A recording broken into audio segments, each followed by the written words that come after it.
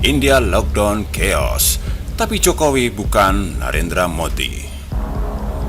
Perdana Menteri India Narendra Modi tiba-tiba mengumumkan pada tanggal 23 Maret bahwa seluruh negara akan lockdown. Ini membuat banyak pengiriman barang dan para pelaku usaha tidak siap, yang kemudian menyebabkan kebingungan dan bentrokan antara polisi dan staf mereka di banyak daerah. Wartawan BBC melaporkan Vikas Pandey, Suresh Shah dan saudaranya, Ram Prasad, telah menjual sayur-sayuran di pinggiran kota Noida di Delhi selama lebih dari 15 tahun. Rutinitas sehari-hari mereka adalah mengambil sayuran dari pasar grosir di pagi hari dan kemudian menjualnya di gerobak kecil mereka di malam hari. Sudah menjadi kebiasaan bagi jutaan penjual sayur di negeri ini melakukan rutinitas mereka seperti itu. Tetapi pada hari Selasa kemarin, rutinitas para penjual sayur itu rusak parah. Hari Selasa itu, Suresh Shah dan saudaranya, Ram Prasad, mengambil sayuran pada pukul 06.00 dan tiba di rumah pada 1 jam kemudian. Mereka mengisi gerobak mereka dan keluar malam itu seperti biasa. Tak selang beberapa lama, petugas polisi mendekati gerobak mereka dan mulai meneriaki mereka menggunakan bahasa yang kasar. Suresh mencoba menjelaskan, tapi sebelum dia menyadari apa yang sedang terjadi, salah seorang polisi memukulnya dengan tongkat. Dia dipukul beberapa kali dan kemudian dipaksa untuk mengemas gerobaknya dan pergi. Bagi Suresh dan saudaranya, itu berarti kerugian sekitar Rp3.000 atau sekitar Rp640.000. Karena dia tidak bisa menjual apapun, saya dipukul begitu keras sehingga bahkan hari ini saya berjuang untuk duduk. Tetapi yang lebih menyakitkan adalah bahwa itu merupakan kerugian besar bagi saya, karena saya hanya menghasilkan sekitar Rp300 atau Rp64.000 setiap hari dalam laba, katanya. Penjual sayur seperti dia terbiasa dilecehkan oleh polisi, tambahnya. Saudaranya berkata bahwa mereka beristirahat selama sehari dan kembali ke pasar. Kami perlu keluar dan mencari uang untuk keluarga kami. Tetapi yang lebih penting, orang membutuhkan persediaan dan kami membantu mereka tetap di dalam rumah. Kami membutuhkan dukungan dan bukan pemukulan serta pelanggaran, kata Ram Prasad Shah. Dikutip dari bbcnews.com. Dari cerita yang dilansir oleh BBC di atas, kita dapat mencatat bahwa lockdown sama sekali bukan solusi. Di sisi lain, literasi rakyat Indonesia yang sangat miskin telah membiaskan arti dan makna lockdown dengan kata lain seperti karantina, isolasi, barikade, dan lain sebagainya. Orang yang miskin literasi akan berkata, mau lockdown, isolasi, atau karantina, semuanya sama.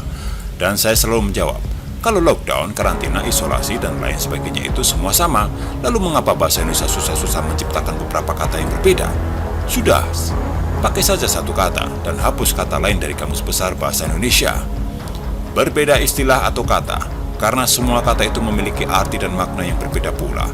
Pada kata lockdown, kewenangannya berada di pemerintah pusat, sementara isolasi, karantina, atau kata lain selain lockdown masih bebas dan dapat dilakukan oleh seorang camat sekalipun.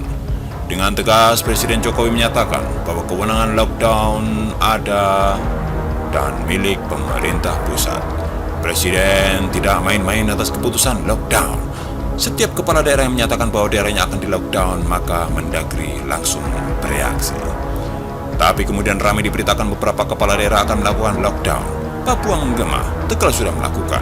Tapi jangan salah, apakah lockdown yang mereka lakukan sesuai dengan prosedur lockdown yang Jokowi maksudkan?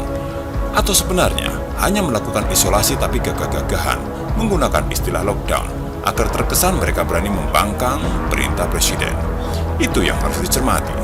Ditambah para burung pemakan bangkai terbang mengitari Indonesia sambil berkuak-kuak, lockdown, lockdown. Mereka adalah kelompok khilafah yang ikut meneriakkan lockdown dan melihat celah dari wabah corona untuk men-smackdown Indonesia. Dari kalangan intelektual juga sama.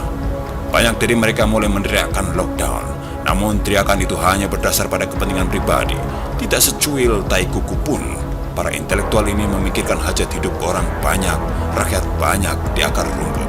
Lockdown bagi mereka adalah upaya untuk menjaga mereka dari ancaman corona, karena seluruh kalangan intelektual sudah mapan dan punya uang untuk berhibernasi di dalam rumah mereka yang nyaman. Orang macam Fadlizon dan SBY adalah contoh kalangan intelektual yang meneriakkan lockdown. Sekali lagi, Jokowi bukan Narendra Modi.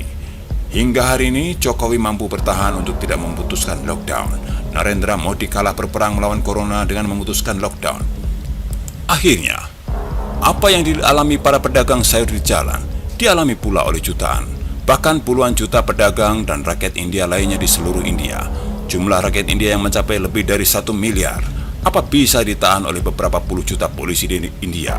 Tapi Narendra Modi tetap memutuskan lockdown. Maka India pun chaos. Apa potret seperti di India itu yang diharapkan bisa terjadi di Indonesia?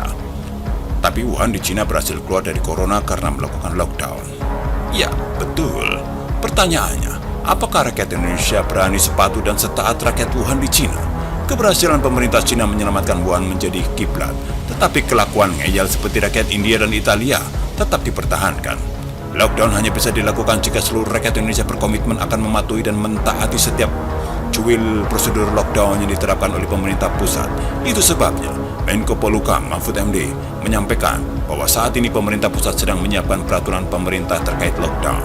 Namun demikian, keberhasilan lockdown dalam upaya memerangi corona bukan terletak pada seberapa bagus peraturan pemerintah yang diciptakan, tetapi sangat tergantung pada seberapa taat dan patuhnya seluruh rakyat Indonesia pada peraturan pemerintah itu. Mau bekerja sama dan ikhlas untuk hidup tidak nyaman. Jadi saya kembali kepada kalian, sebagai rakyat Indonesia, siapkah kalian untuk di lockdown? Atau kalian mau memaksa pemandangan di India ada di Indonesia? Pada akhirnya, keputusan lockdown tetap ada di tangan rakyat. Pemerintah hanya memfasilitasi saja. By the way, saya tidak pernah mendengar ada rakyat jelata berteriak lockdown, lockdown. Salam dari rakyat jelata seperti kita-kita. Artikel ini dibaca dari SeaWorld.com, ditulis oleh Erika Ebener. Dan bagaimana menurut Anda?